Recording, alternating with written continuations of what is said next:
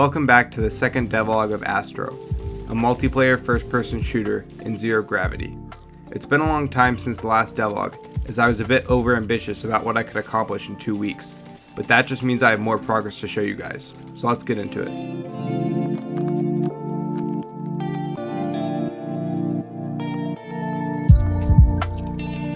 If you remember from the last devlog, I had a major problem looming over my head, which was that I switched from using procedural generation to handmade maps. So I set out to make my first ever map. I realized that even though I've been messing around in game engines for a pretty long time now, I had never once created my own map, and I had always relied on procedural generation, so I was going to have to do a lot of learning. On top of being a complete noob at map design, it wasn't like I could refer to professional examples like CSGO or COD, because my maps had to be traversable in 3 dimensions and approachable from all angles. The first step in map creation is called the blockout phase. Here I use simple shapes to create the layout I want. After getting very sick of these stretched cubes, I imported the UE5 scene into Blender and started making a continuous model out of the blocks. I then made my first fatal error by choosing to texture the map with squished UVs, similar to Infenzia's style. The benefits to this method is that you save a considerable amount of RAM during runtime, since I was only using a 2KB texture to color the whole map. The downside is that, without good UVs, I can't do light map baking, which saves on GPU performance. The other big mistake I made was trying to model the entire map as one mesh, instead of making a simple and intuitive map design with many props. See, my map creates complexity from its geometry. This means it's much harder to memorize and to navigate with intention. I even find myself getting a bit confused about the path I would need to take between 2 points.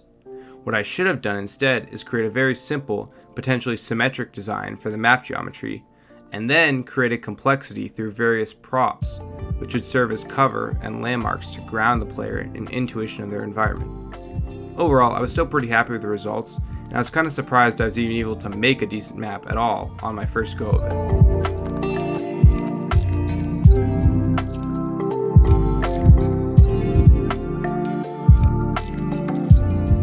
If you saw previous devlogs, you know that movement is the core of Astro. My goal is for the movement system to have a vast skill curve, yet a relatively low plateau to welcome beginners. I also want to give the player plenty of ways to navigate their environment so that the player can cultivate different and individualized playstyles. On the other hand, I don't want to overwhelm new players with 1,000 different buttons and gadgets at their disposal because that's just annoying.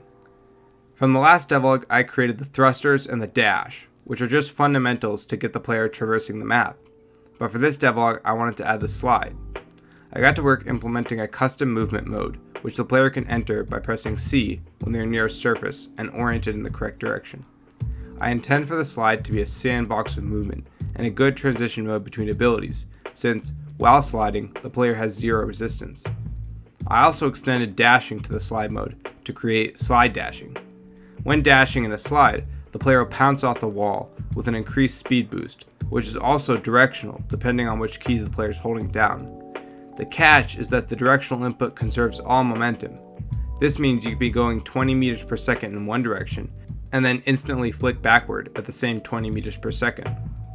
Now, I added this automatic normal impulse for slide dashing so that the player would always dash away from the surface they were sliding on, even in a forward slide dash. But then I discovered super dashing, which is a slide dash when the E key or up directional input is pressed, which combines the impulse from the slide dash with the automatic vertical impulse for an extra powerful slide dash. And this is really useful for turning corners, because if you super dash at the last moment before hitting a wall, you can slide on that wall, conserving your speed completely. I also created rails, which are interactable in the game, and allow you to swing around tight corners without a speed decrease, but require some pretty quick timing. You can enter a rail from either a vertical swing, where the rail needs to be at your head, or a horizontal swing, where the rail is at your side. Also note that I haven't added the proper animations for these moves yet.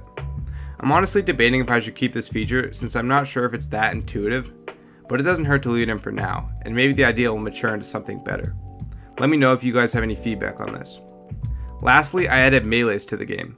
I know this isn't really a movement mechanic, but it does give the player a forward impulse, whereas guns give the player a backward impulse, making it a good tool to combine with dashes for extra speed.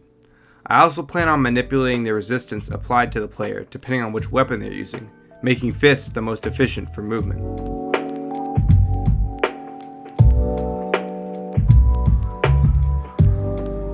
So I have a pretty good shooter core going right now, but I've been doing some brainstorming for the big ideas and the theme of my game, as well as the ways in which the player can customize their experience.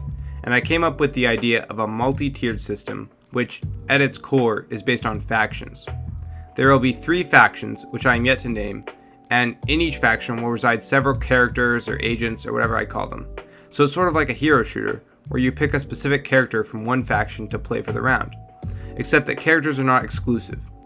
Each character will have a primary ability and potentially some perks and stats. Additionally, the design of the character will be influenced by the faction that they're a part of.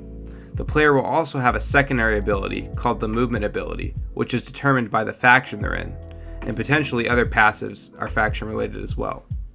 The primary weapon that the player gets will not be character or faction specific, so everyone will have access to all primaries. But for secondaries, the player gets a selection that is faction specific. I think players could harbor a sense of patronage to their faction, as well as an actual tactical dependence on that faction's movement ability. And I also think it'd be cool because I could add new characters to each faction, and then that way the user can get excited about new content, but they don't have to worry about losing progress because they can keep playing characters in the same faction. So for my future plans, I want to polish the FPS core a little bit more before adding actual ability content to the game.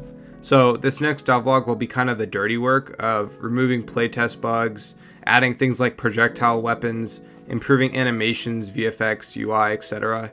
And I also want to extend the game mode because I feel like having a host of different game modes for this game would be pretty fun. I also plan to get my build on AWS servers, so hopefully for the next playtest, we'll be on the internet instead of previous LAN sessions. So yeah, that's it, end of devlog 2.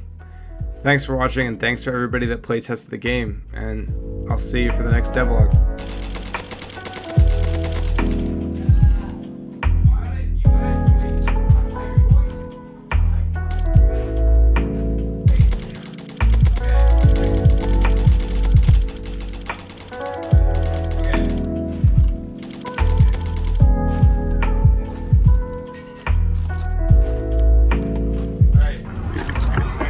Gotta kill some fools.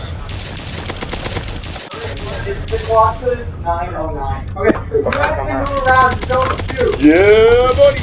Yeah, don't shoot. Guys, you ready? Let's hit some lines. I don't know gun between game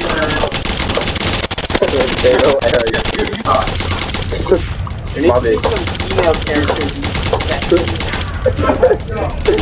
It makes the maneuver! Die! Die already! Die! Oh my god! Okay. Yeah! Cracked!